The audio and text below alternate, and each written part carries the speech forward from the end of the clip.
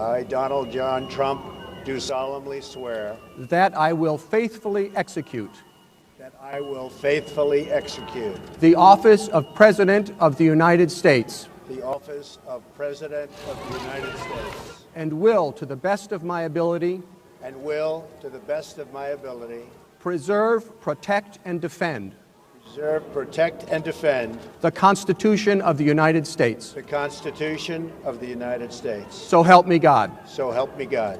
Congratulations. नमस्कार दोस्तों, आप सभी का स्वागत है मेरे चैनल आदर्श मिश्रा में। दोस्तों, आज का जो हमारा टॉपिक है वो काफ़ी ज़्यादा इंटरेस्टिंग है और आज हम लोग बात करने वाले हैं कि यूएस में किस तरीके से इलेक्शन होते हैं और वहाँ पे कितनी पार्टी हैं और उनके क्या कैंडिडेट्स हैं और कैसे ये इलेक्शन इंडिया से यूएस का इलेक्शन कैसे डिफरेंट है।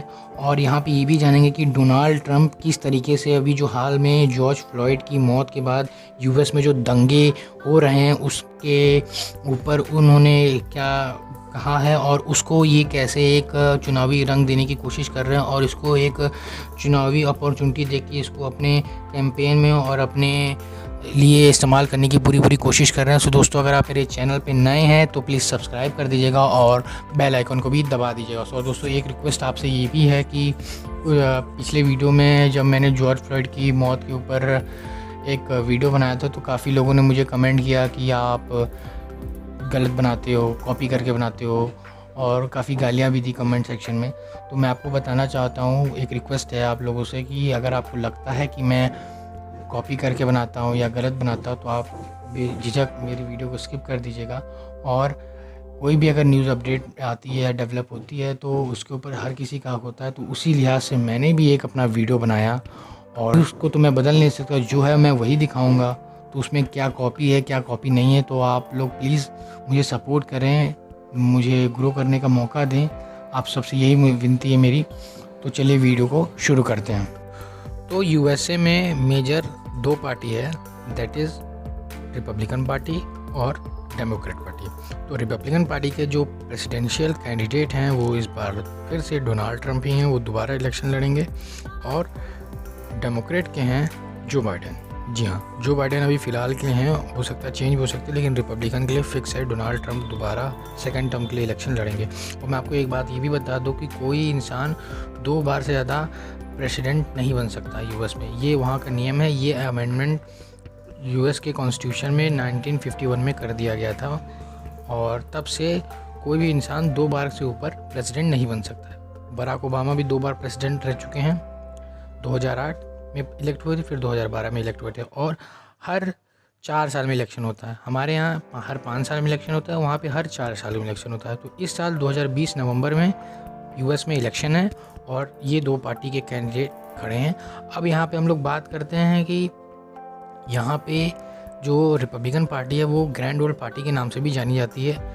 आप इस तरह से समझ सकते हैं, जैसे हमारे यहाँ इंडियन नेशनल कांग्रेस है वो, जो कि बहुत पुरानी पार्टी है पूरे देश की। तो उसी तरीके से अमेरिका में भी रिपब्लिकन पार्टी काफ़ी पुरानी पार्टी है। और डेमोक्रेट के ही जो प्रेसिडेंट थे वो थे ओबामा डेमोक्रेटिक पार्टी के ही थे। और मैं आपको ये भी बता दूं कि यहाँ पे जो इलेक्शन होता है वो इंडिया से थोड़ा डिफरेंट होता है। यहाँ पे इलेक्शन इनडायरेक्टली होता है, इंडिया में इलेक्शन डायरेक्टली होता है। और मैं आपको थोड़ा स्लाइटली ये थोड़ा सा जो यूएस का जो इलेक्शन का कॉन्सेप्ट है थोड़ा कॉम्प्लेक्स है, थोड़ा सा आपको समझना पड़ेगा, थोड़ा ध्यान दीजिएगा।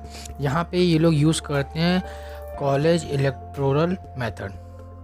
जी हाँ, कॉलेज इलेक्टोरल मेथड इस्तेमाल करते हैं। और साथ ही साथ एक कॉन्सेप्ट ये भी है विनर टेक ऑल, इसको हम लोग बाद में डिस्कस करेंगे। तो पहले मैं आपको बता दूँ कॉलेज इलेक्टोरल मेथड क्या है। जैसे यहाँ पे ये होता है कि आप ये समझ लीजिए कि जैसे आप मान लीजिए कि आप यूएस सिटीज़न हैं, तो आपके एरिया में या आपके स्टेट में सारी पार्टियाँ अपने अपने कैंडिडेट खड़ा करेंगे और आप उनको वोट देंगे।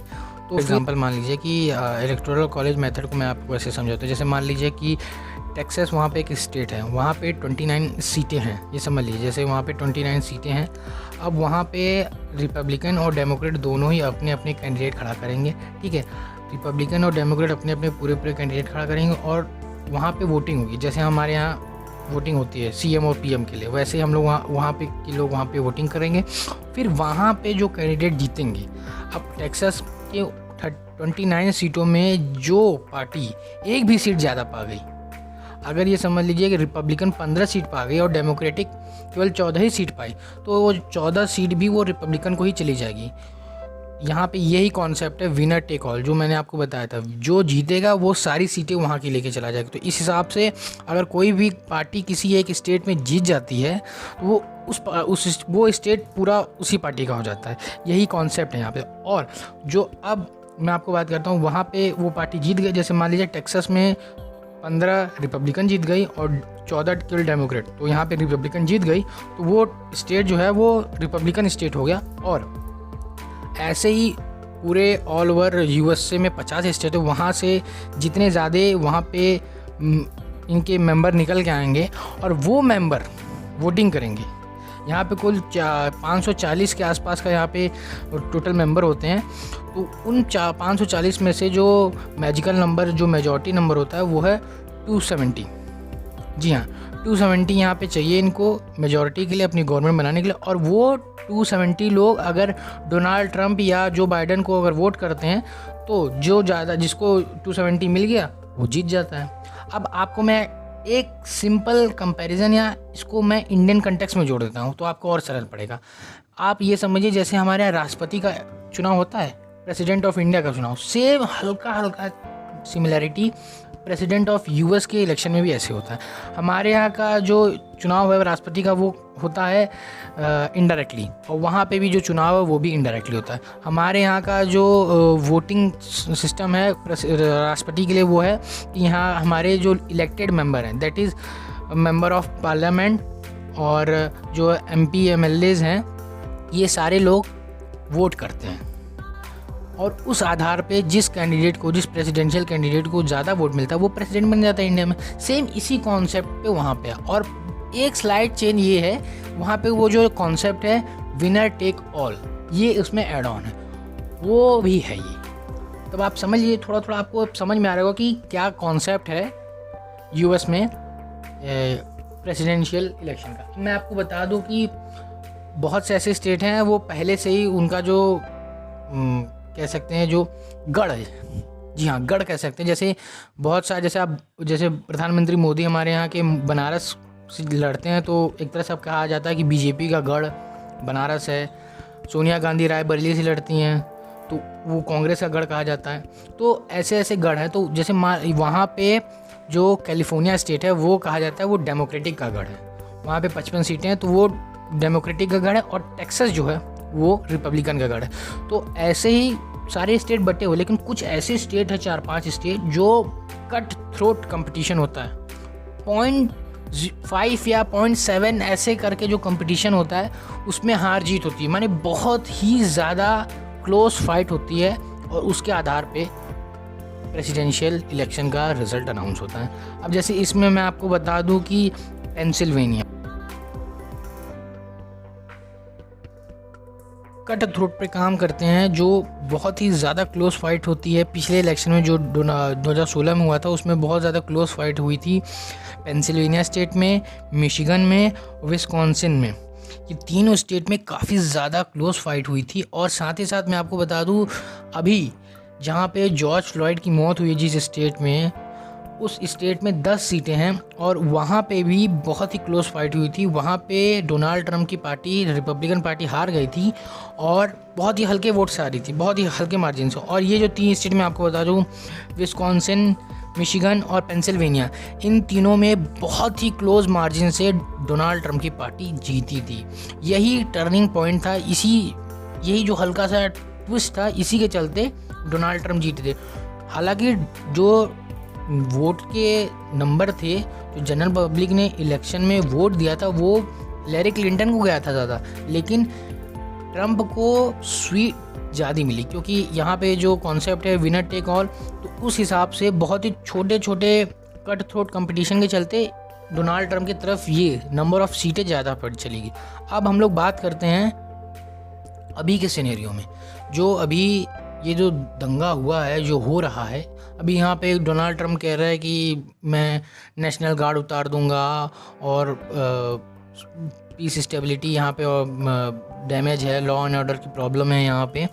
तो ये सारी चीज़ें करें। अब इसको ये अपने एक पॉलिटिकल एजेंडा में, ये एजेंडा माफ़ कीजिएगा, ये पॉलिटिकल मूव चल रहे हैं ये अपने इलेक्शन के लिए, क्योंकि इनको अब समझ में आ रहा है कि खतरा है। क्योंकि अभी 2-3 सर्वे हैं। एक सर्वे है वॉशिंगटन पोस्ट का और दूसरा सर्वे मैं आपको बताता हूँ वो है 538 का, ये एक पोल है।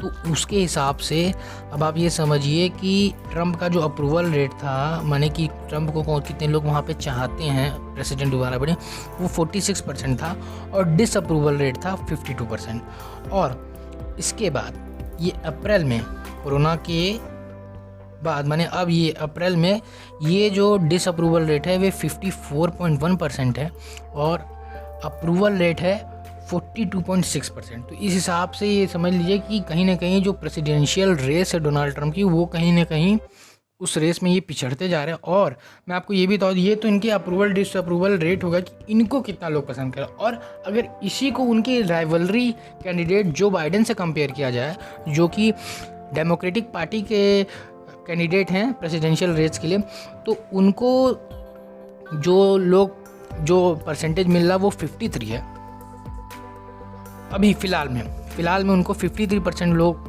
वो कर रहे हैं, पसंद कर रहे हैं। ऐसा पोल निकल रहा है कि वो जीत सकते हैं।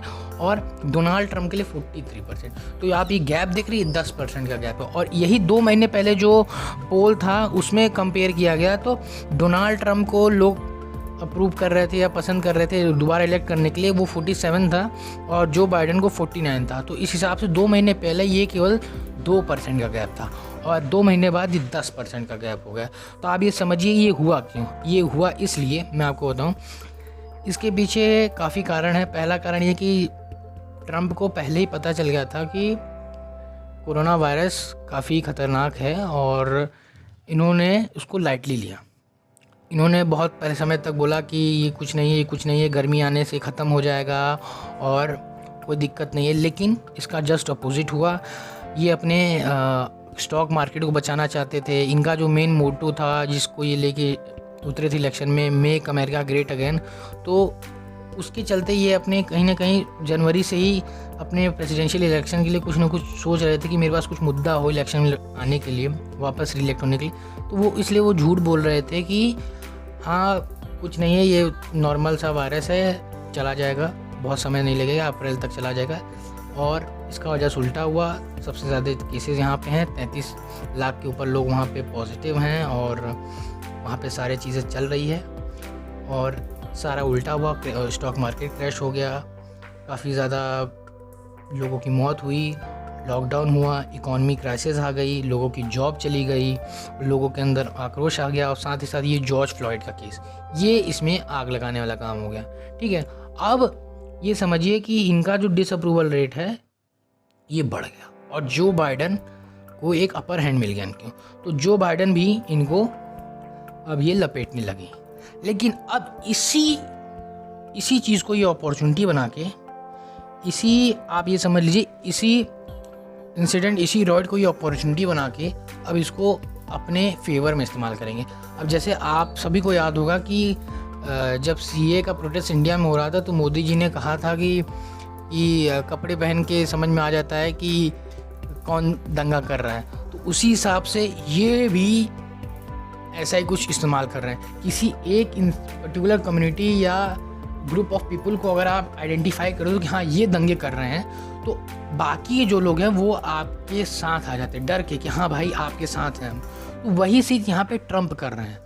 जी हाँ, आप ये समझिए, आप बहुत ही सरल तरीके से अब यहाँ पे ये डोनाल्ड ट्रंप ये दिखाने की कोशिश कर रहे हैं कि जो अफ्रीकन अमेरिकन या ब्लैक अमेरिकन हैं ये ही दंगा कर रहे हैं और ये हमको बोल रहे हैं। तो उसके चलते जो वाइट पॉपुलेशन है वो इनके तरफ आ जा रही है। अब आप ये समझिए कि वैसे भी डोनाल्ड ट्रंप को ब्लैक लोगों के या अफ्रीकन अमेरिकन के वोट्स नहीं मिलते हैं और हिस्पैनिक्स लोगों की वोट नहीं मिलते, तो उन्होंने सोचा कि मिलने से अच्छा है कि जो हमारे पास हैं, जैसे कि आप ये समझ लीजिए कि अब पिछले इलेक्शन में उनको कुछ लोगों, सारे वाइट ने तो दिए नहीं होंगे वोट, कुछ दिए होंगे कुछ नहीं दिए होंगे, तो अब ये सोच रहे हैं कि हमें ब्लैक, हिस्पैनिक्स और अदर जितने परसेंटेज अलग अलग लोगों एथनिसिटी के लोग हैं उनके वोट नहीं चाहिए, हमें केवल वाइट की वोट चाहिए।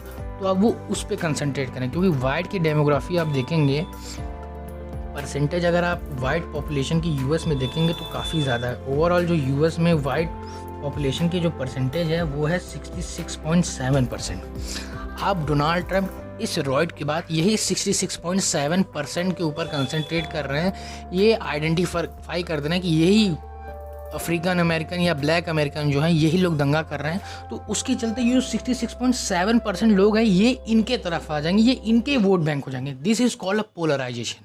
यहाँ पे वोट बैंक की जो राजनीति ये बहुत ही सटीक खेले, क्योंकि अब डोनाल्ड ट्रंप के बाद देखिए बहुत ही लिमिटेड ऑप्शन है अपने इलेक्शन को बचाने को और दोबारा प्रेसिडेंट बनने को, क्योंकि इनके पास अब कुछ बचा नहीं है।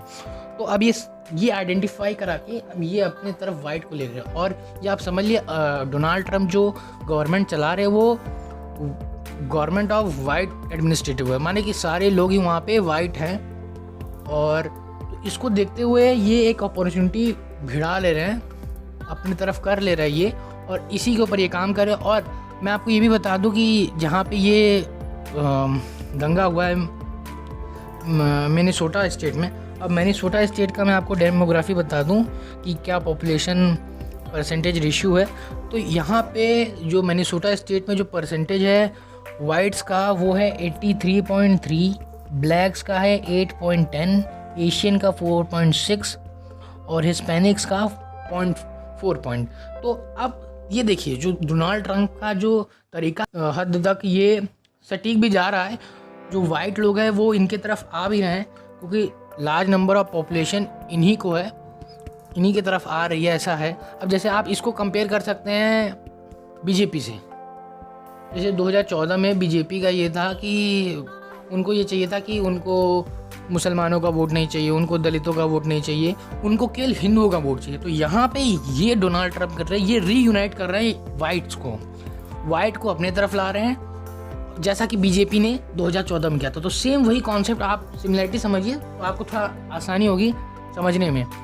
ये केवल यूनाइट कर रहे हैं, वाइट लोगों को अपने तरफ कर रहे हैं, जैसा बीजेपी ने सारे हिंदुओं को एक तरफ कर लिया, और उसी पे ये अपना इलेक्शन चला रहे हैं। तो दिस इज कॉल्ड ट्रम्प्स की plan to win presidential race in 2020। तो इसको आप सीधे सीधे कह सकते हैं एक छोटे शब्द में, ट्रम्प मेथड ऑफ पोलराइजेशन। तो दोस्तों अगर आपको ये मेरा वीडियो पसंद आया हो तो प्लीज़ लाइक कीजिए, सब्सक्राइब कीजिए और थैंक यू।